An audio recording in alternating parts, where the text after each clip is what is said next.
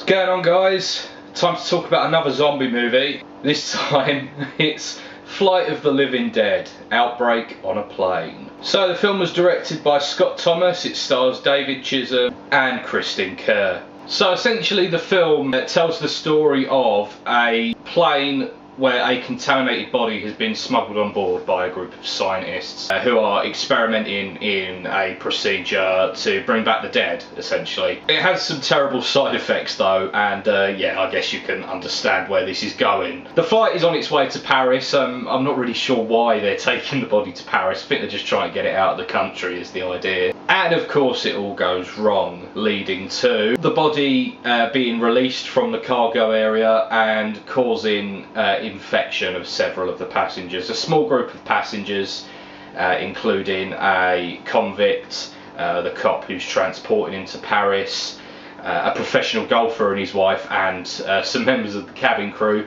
try to fight back against this army of the undead that is terrorising the plane. Meanwhile, the CIA formulate a plan to take the plane down now that they are aware of the cargo and are getting no response from the pilots. So it's snakes on a plane but with zombies, like, really is what this is. I mean, we could just leave it there, but this movie does have a slightly different thing going on than Snakes on a Plane. I mean, Snakes, I mean, it's got a similar sort of kind of nudge nudge wink wink to the camera, but I mean overall it's a little bit more straight-laced as a horror movie, you know, whereas Snakes on a Plane was kind of an obvious parody. This one takes itself a little bit more seriously. That's not to say that there aren't little comedic turns thrown in, because there are. I mean, the convict character who's being transported to Paris, he's kind of your comic relief a little bit. He has a lot of kind of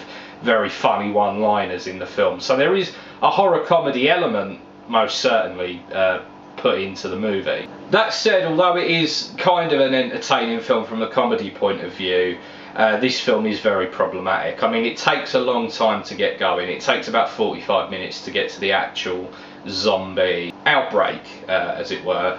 But I mean, up to that point, you basically spend a lot of time with kind of character subplots weaved through that don't really go anywhere. You know, there's a professional golfer and his wife on the plane, and it's all about how, you know, she just wishes people would leave him alone when he you know, he's signing autographs and all of that sort of thing. There's two couples where one of each couple is kind of having an affair together, you know, and it's just all stuff like that that never really gets resolved, and it's just there to pad the movie out so that it reaches a feature length. So that all was very frustrating, I've got to say, in the first half of the movie. And then coupled with that, the kind of green screen of the planes and stuff, you know, when they're in the cockpit, you've got the two pilots, and, you know, occasionally you'll get a shot that looks okay, you know, where it's just them against the set, but then when it, you know, shows the night sky outside, it just looks crap, really. On the subject of special effects, I've got to say there is some kind of a lot of the gunshot stuff is CGI, which is kind of a shame. I mean, it is what it is, I guess, but it just doesn't look very good. That said, I mean, there are a lot of kind of quite old school, cheesy yet solid practical effects in this movie, you know. When people get bitten, there are, you know, these huge, you know, fountains of blood pour out, you know, these are, you know, practical fountains of blood.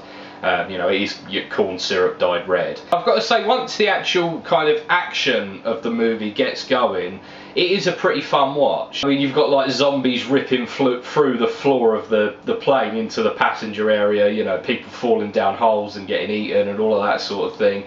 It's quite entertaining. It definitely seems to get the measure of things once it gets going, this film. I've got to give it that. As I say, it is just kind of unfortunate that the film kind of takes a while to get into the swing of things, you know. It spends a lot of time hanging around these individuals and telling you stories that ultimately kind of don't have any impact on what's going on, you know. In terms of the kind of exposition elements, it's very similar to Maniac Cop, which I reviewed a little while ago. It's kind of got that thing going on of the speech just feels unnatural because they're trying to explain what's going on to the audience and, you know, describe the events leading up to this rather than actually show you. Obviously, you know, that's the thing, to keep the budget down.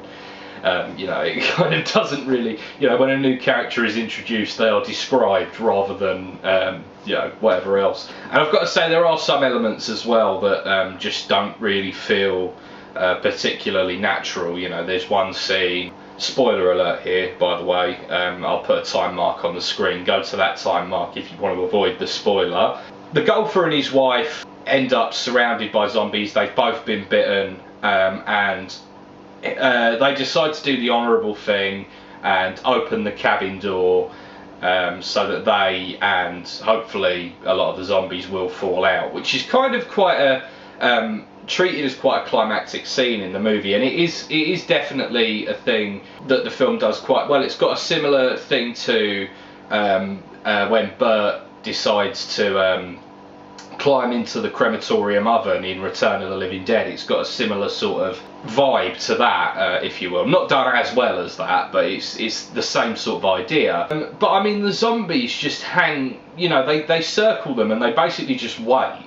It's like, you know, it's been quite clear that these zombies are very quick, they're running zombies, but they just hang around and don't do anything for like 30 seconds while they decide to open the cabin door, which really does put a bit of a crimp on the scene. You know, if it could be a bit more snappy, it would certainly have a lot more impact. You know, there's a certain amount of that can be acted just with kind of facial expression rather than dialogue between the two characters, which, you know, I think would have improved this film and that particular scene greatly. There are some pretty cool deaths for some of the zombies. They do incorporate in some good fun in terms of the kind of more violent aspects. You know, zombies getting set on fire, that sort of thing. It's all pretty entertaining in that regard, I've got to say. And ultimately, the story, you know, it comes full circle nicely. It leaves the grounds open for continuation of the story. Obviously, that hasn't happened, but I mean, why would it? It's just in there more as a reference to the kind of endings of these things. This film does have a lot of sort of parody elements like that. Overall, I'm going to give Flight of the Living Dead Outbreak on a Plane a 6 out of 10. It's as much as it does limp through the early part, it becomes a very enjoyable movie in the later half. It's just a shame that it's kind of staggered like that, because it does, like I say, it becomes a lot of fun as time goes on. Thank you very much for watching, ladies and gentlemen. If you have enjoyed this review, please consider leaving a like, a comment, subscribe to my channel, that'd be wicked. Also, there's a link to my podcast in the description. It's called Ironcast. I would really appreciate you checking it out. It's all about music and it's a lot of fun, and hopefully you'll enjoy it. You'll certainly find something there that you enjoy music wise. Thanks very much for watching, ladies and gentlemen. I'll see you again very soon.